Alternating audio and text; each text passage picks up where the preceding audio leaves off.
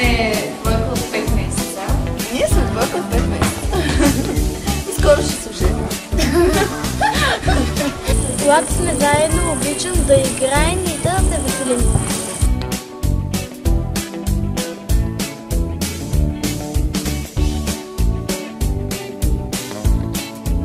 Когато сме заедно, ние се изкараме на пълка.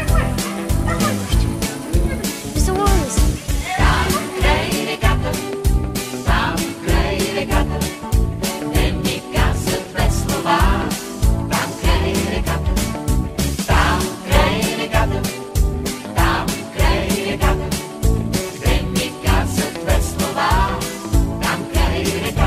Тя ме запозна с нейната котка, с нейната майка.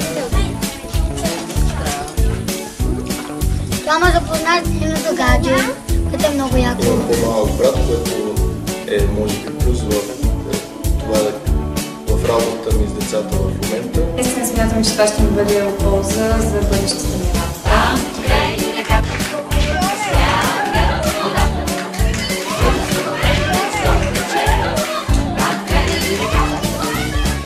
Аз именно помня първата среща, така помня, че вижте бях какво и аз така стресирала, как ще се справя, дали ще се справя.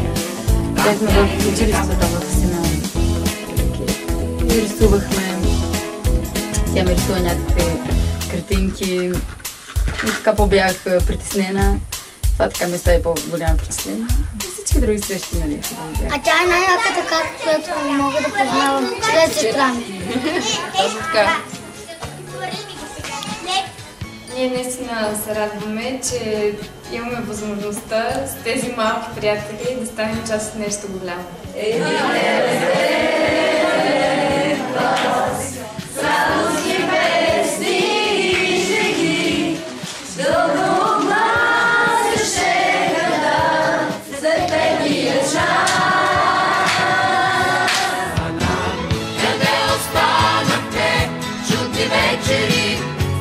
Желания неизречени, къде сте ми довели?